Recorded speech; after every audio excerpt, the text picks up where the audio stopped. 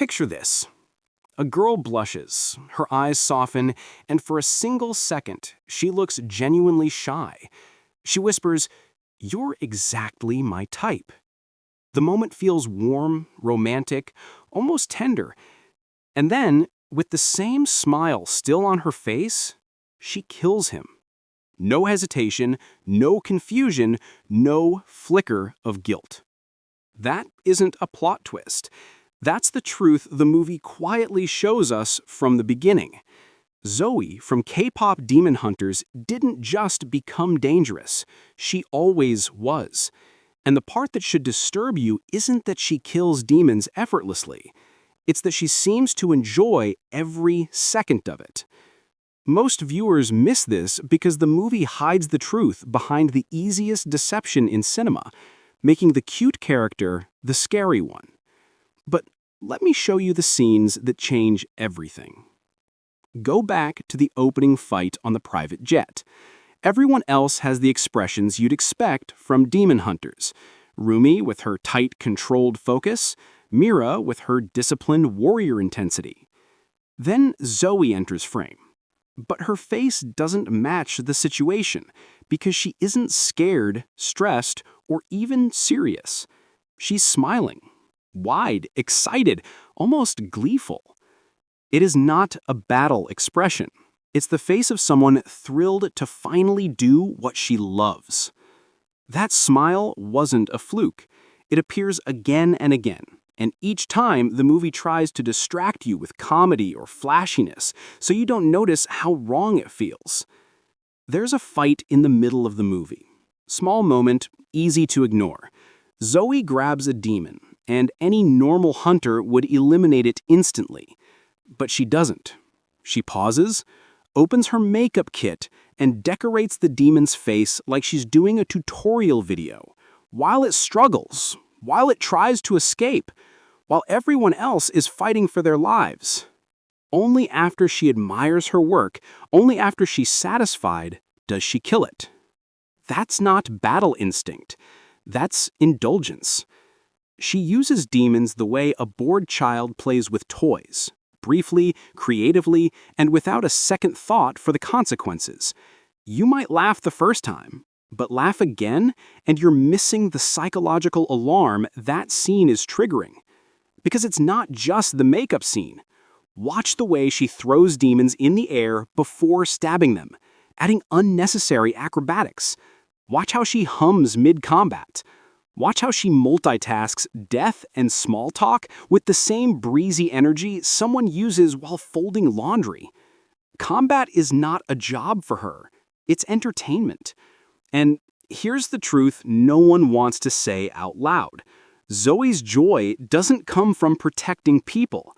Her joy comes from the act of violence itself. There's actually a psychological reason this disturbs people without them knowing why. It's called cognitive dissonance.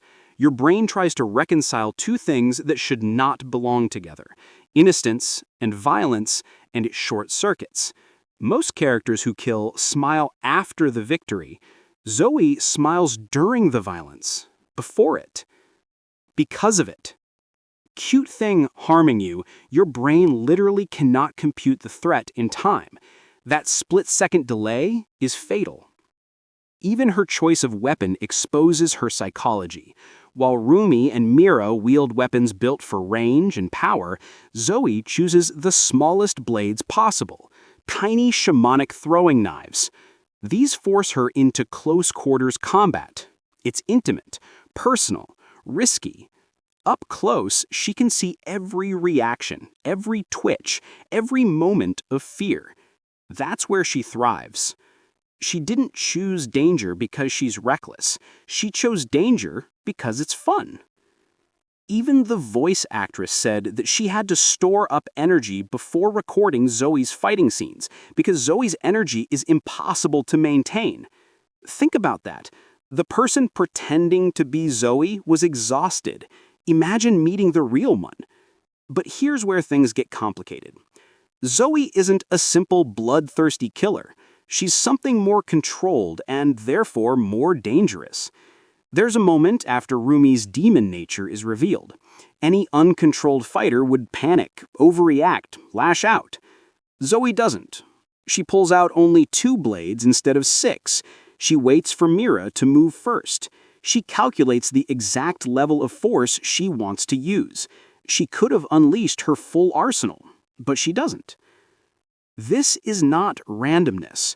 This is precise emotional separation. Zoey doesn't lose control. She chooses control. She decides exactly how violent she wants to be in any given situation, like adjusting a dial. And then come the notebooks. 23 handwritten notebooks filled with demon insults. Not battle plans, not strategies. Insults. Creative, psychological attacks she's been collecting for years, long before she ever got to use them. That's not a hobby. That's premeditation. She fantasized about this. She trained for joy. Which brings us to that final battle, the moment that shatters every assumption you have about her. Throughout the entire movie, Zoey is visibly attracted to mystery. She blushes around him, she giggles, she keeps his picture. She can't even make eye contact at the fan meet. She is fully, genuinely smitten. And then, the battlefield removes the barriers between them. For the first time, she sees his face clearly. Her eyes sparkle, her real smile appears, the soft, vulnerable one she only shows when she's flustered, and she whispers a line meant for a romantic drama, not a battlefield. "You're just my type." And then she kills him, with the same expression she had when she applied makeup to a demon. No hesitation, no emotional conflict, no moral pause, nothing. Her attraction and her violence run on separate tracks that never intersect. She can like you deeply and still kill you instantly. She can feel everything and let none of it affect what she chooses to do. That is not numbness. That is emotional compartmentalization at a level humans don't usually reach. That's why she's dangerous.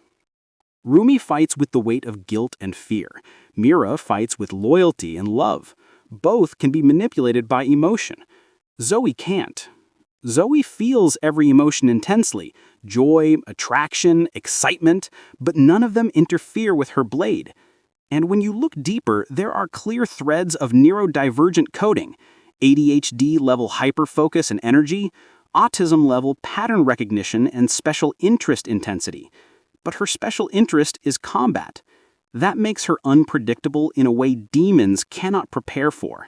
She fights like someone whose brain was wired for constant stimulation, and violence gives her the perfect dose. The real twist of K-pop Demon Hunters isn't that Zoey is secretly the most dangerous hunter. The real twist is that the movie distracts you from noticing it by making her cute. Turtle pajamas, snacks, silly insults, all camouflage. Rewatch the film with this lens. Count her smiles. Track her eyes. Observe her joy during chaos, and the truth becomes impossible to ignore. The danger was never the demon girl struggling with her nature. It wasn't the warrior fueled by passion and loyalty. It was the cheerful girl with the bright smile and the 6 small knives. The girl who treats killing like art, like play, like a secret she's been waiting years to express. The joyopath. And the scariest part? She's smiling the whole time.